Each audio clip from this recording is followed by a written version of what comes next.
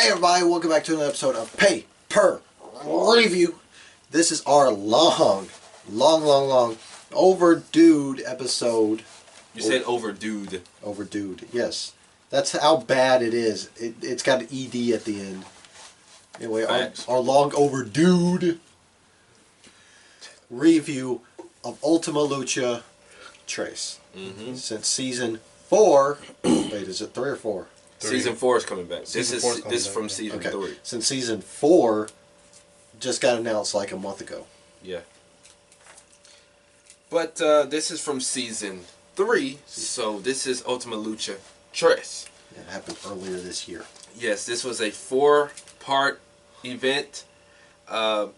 Each part aired on El Rey Network each Wednesday. So it's the first 3 parts were an hour long, and the last part was 2 hours. Yes, but as I'm looking at this card, they got listed from part 1, part 2.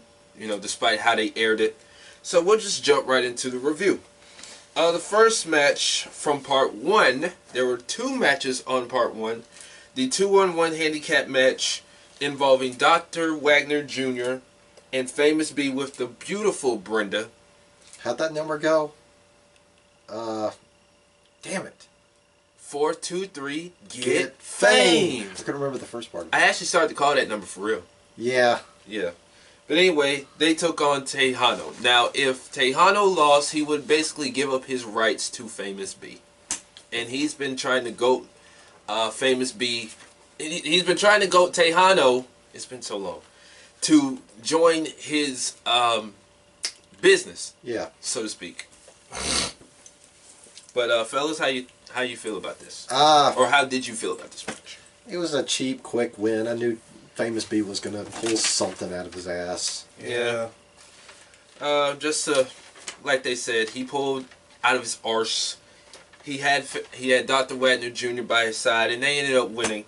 4 minutes, 23 seconds. Tejano basically gives up his rights to Famous B, so he is now Famous B's lackey, so to speak. Well, he's part of the Famous B brand, which poses an interesting question I got for you guys. Okay. If you had to be managed by one, who would it be? Famous B or Titus Worldwide? Titus. What do you say, Mainstream? Titus. Yeah.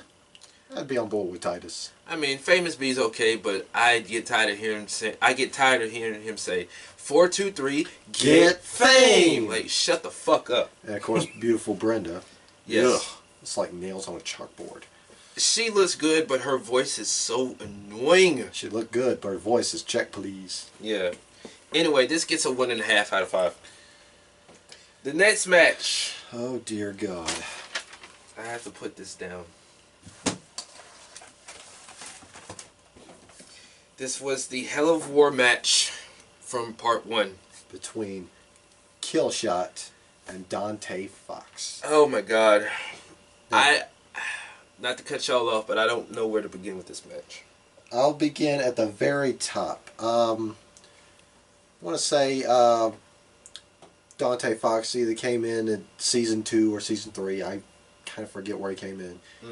Either way, he and Killshot belong to the same group. You know, the same soldier group.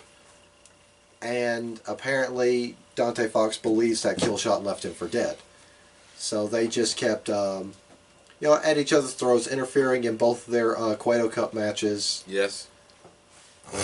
Dante Fox pretty much got a bye straight to the finals. Or the semifinals. Anyway. But they finally figured enough was enough. There's only room for one Killer Instinct assassin. Killer Instinct. In Lucha. So Dario Cueto set up this match. It is a Hell of War match, which is essentially a 3 stages of hell. Does it say on there what the stipulations were, or no? It doesn't. No. It just says Hell of War, who won, time limit, all that. I forget the first 2 rounds, but the 3rd round was an ambulance match. Yeah. Oof, this match was ugly. And the one part about this match is when I think I remember what all of them were. It was like no DQ at first, then ladder, then ambulance match. I think it was a table stipulation instead of ladder. I don't know. It's something like that. It's something like that. Close. Yeah. I feel like that's what it could have been. Yeah, well, we'll go with what mainstream said. But anyway, the one part about this match is when Killshot, his flesh was... No, it was Dante Fox. It was Dante Fox. Yeah, a piece of flesh was on the gurney. How gruesome was that? Yeah, because Killshot threw him on the gurney. Mm-hmm. And he went for... I forgot what Killshot calls it, but his double foot stomp. His coup de grace. Yeah. And when Dante Fox got hit with it and rolled off, there was a chunk left from where the barbed wire had ripped it out. Yeah. It was, ooh. Yeah. Killshot went through a glass plate. Dante Fox went through a barbed wire board. In the end, Killshot, he had the final say. He defeated Dante Fox in this brutal ass Hell of War match. 2-1. 2-1. 25 minutes, 23 seconds. And it was worth it. And this gets an instant 5 out of 5. This felt like an old school ECW match. Yes. And it would have felt more like an ECW match if somebody got crucified. Yeah. Because that did happen. Yeah. Now we move on to part 2. The first match of part 2 was a battle royal for an ultimate opportunity. A unique opportunity. Yes, a unique opportunity. Now, the participants in this match were the Mac, Arhannis, Joey Ryan, Mala Suerte. Yeah, her. No, that's one of the rabbit guys. Oh, anyway. He was in the match. Masseria Sagrada, Paul London, Pimpinella Escalada. Yeah. Trans? Yeah, that's the Tran guy from... Or no, that's the drag from the first season. Yeah. Yeah. The Darewolf PJ Black, Ricky Mandel, Son of Madness, and Vinny Marsaro. Mm-hmm. Basically, just to sum this up, the Mac ended up winning. He got his ultimate opportunity. We will find out what that was later on. 3 minutes, 33 seconds, and this gets a 1 out of 5. That was a pretty stereotypical battle royal, you know, with the usual shenanigans, especially from the Rabbit Tribe. Yeah. Yeah. Now, the next match, these two ladies were at each other's throats. Wait, which match is this one? Ivelisse versus Katrina. Oh, okay. Ooh, okay, good. Yes, this match was the first match announced for Wrestle... You was going to say Wrestle Kingdom. Oh, man, if that had taken place in the Kingdom of Wrestle, it would have been glorious. Yes. Anyway, for Ultima Lucha, at the very start of Season 3. Mm-hmm. And, you know, they've had a pretty long rivalry starting back towards the end of Season 1. Yep. Where Ivelisse and her then partners at the time, Son of Havoc and Angelico, lost their titles to the Disciples of Death. Yeah. Okay, good. That was it. Yeah. I drew a blank. Yeah. Ivelisse, she's basically had some bumps in the road being in Lucha Underground, she can't stay healthy because it seems like every time she comes back, she has a broken ankle, broken foot, broken neck, something broken. Long story short, these two finally went head to head, and this was bloody, this was brutal, this was nasty. In the end, Ivelisse overcame Katrina. She finally got her revenge. This match lasted 6 minutes, 13 seconds. It gets a 3.5 out of 5. But after her match, she got utterly annihilated by the Lucha Destroyer known as Jeremiah Crane. Her boyfriend, as it was. Yeah. So, and then Jeremiah pledged his allegiance to Katrina. Yeah, so basically it was a love triangle going on. But, it was an ugly breakup. Yeah.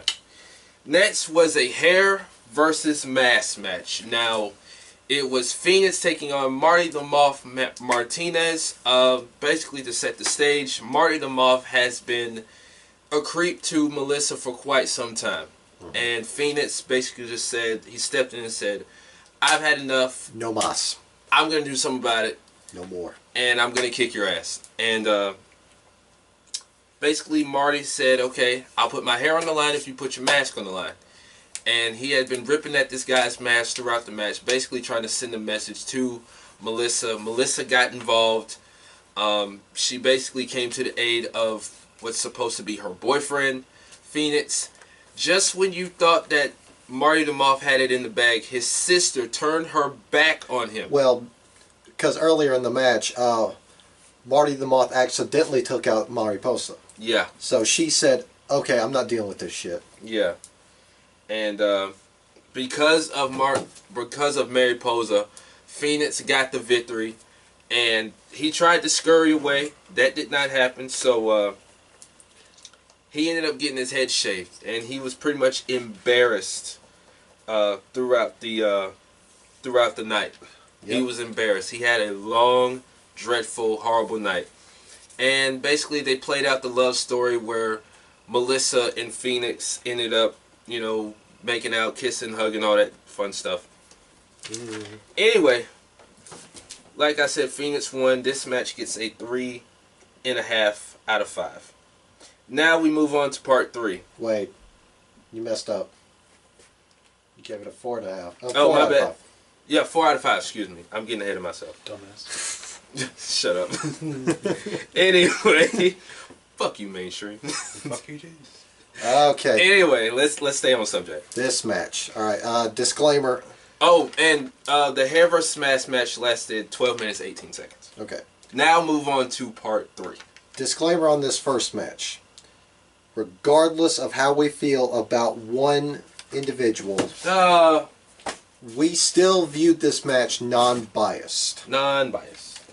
It was Sexy Star against Taya in the last Luchadora standing match. Sexy piece of shit. Yeah, that sexy piece of shit. And you're not going on the list, but even though you're still a piece of shit. Yep. War Machine, paint the picture for us. Basically, Taya had been getting involved in Sexy Star's matches, costing her the Lucha Underground belt to Johnny Mundo. Yep. And so now Sexy Star wants to even the score, blah, blah, who cares? Yeah. But this was a good match. It was. It was violent. It was brutal. It was a pretty decent match. Yep. Unfortunately, Sexy Star won. Yeah, she won. Not much to say there. 9 minutes, 9 seconds, and we give this match a 2 out of 5. Now, at this point in the show, we found out what the Mac's unique opportunity was. Yes. He got thrown into, not to cut you off, he got thrown into a 3-man title match for the Trios Championships. Mm-hmm. It was the Worldwide Underground defending, no, it was the Reptile Tribe. Yeah, the Reptile Tribe. Reptile Tribe defending against the Mac, and 2 partners Dario Cueto picked out, Killshot and Dante Fox. What was left of them. What was left of them. They made sure to iterate that. Yes, because after that Hell of War match, oof. Lord have mercy. But this was a good match. It really was. They really knocked it out of the ballpark. All 3 men knowing how to work together as one cohesive unit. Mm-hmm. But, yeah. In the end, Dante Fox, Killshot, and the Mac, Stone Cold Willie Mac, they are your new Lucha Underground Trios champions. 7 minutes, 58 seconds, and this match gets a 3.5 out of 5. Now, the next match was a kind of rematch, if you will. It was Pentagon Dark taking on Son of Havoc for the vacant Gift of the Gods belt in a ladder match. One thing I forgot, Pentagon Dork. Yes. This was an interesting match. I mean, Son of Havoc, he's pretty much come into his own as a crowd favorite. Both of these guys have come to their own. Yeah, both of these guys. Pentagon Dark. He's Pentagon Dark. So what more do we need to say about him? It was dark. It was vicious. It was brutal. Even dropping Son of Havoc on a ladder with the Fear Factor pile driver. Yes. Ugh. In the end, Pentagon Dark is your new Lucha Underground Gift of the Gods champion. 14 minutes even. We gave this match 3.5 out of 5. It was so good. It was definitely good. Now we move on to part 4. Part 4. The first match was a steel cage match between Matanza Cueto and El Dragon Azteca Jr. Now, these two have been at each other's throats for quite some time. Yes, because Dragoon Azteca wanted to get revenge against Matanza for killing his teacher. Mm-hmm. Sorry, it's just the way he says teacher. It sounds like he's mad about a t-shirt. Anyway, I felt like this match was a quick match. I mean, I really felt like Matanza was going to win anyway. But he didn't win without any help because Black Lotus came in and took out Dragoon Azteca. Yeah, didn't she get laid out too afterwards? No. After Matanza was celebrating on the turnbuckle, she super power bombed him. Oh. Yeah. I couldn't remember that, but okay. I remember it. Anyway, Matanza won 8 minutes, 28 seconds. And this match gets a 2.5 out of 5. Next, we go to the Gauntlet of the Gods 3-way elimination match. There's 3 men fighting over that mystical godlike gauntlet. They're fighting over a powerful glove. Yeah, they're fighting over the Nintendo Power Glove. That thing's a piece of crap. Yeah. Anyway, it was the man of 1,000 deaths, Mil Muertes, taking on Jeremiah Crane, the Lucha Death Machine, taking on, he's not a man, but a machine, Cage. Yeah, basically, Cage had that glove for quite some time, and it basically had control of him, if you will. Because he killed a man. He killed a man. And stepped on his eyeball. He beat Best part. He beat the fuck out of a referee. He beat the fuck out of a jobber. Yes. And then you had Jeremiah Crane, who was one in. Mil Muertes, they said, we want that glove, that powerful glove. Yep. I don't know what else to call it. It's a fucking powerful glove. Well, Jeremiah Crane wanted to get it so he can, give it to Katrina and, get her favor. Mil Muertes was ordered to get it by Katrina. Mm-hmm. All because that police lady asked Katrina to get the title, get the gauntlet. Yeah. Wrestling kind of gets to your brain. Yeah. Suddenly confuse things with titles. Yeah, titles, gauntlets, all that good stuff. Yeah, like this title belt I won here. Oh shit! Sorry, Malcolm. Anyway, this match was pretty damn good, to say the least. Oh yeah, it was. This whole card has just been ugly. Yeah. Just to sum all this up, Mil Muertes won the Gauntlet of the Gods 3-way. 14 minutes, 9 seconds. And you know what? We're going to give this match a 5 out of 5. Yeah, it was vicious. Vicious indeed. Now the next match was the much anticipated, long overdue match. You were trying to say much anticipated. Much anticipated. Yeah. You can tell how late we're recording this. Anyway. Yeah. It's Johnny Mundo, the Lucha Underground champion at that point in time, taking on Prince Puma. And it was going to be a hair versus Lucha mask, but that already happened.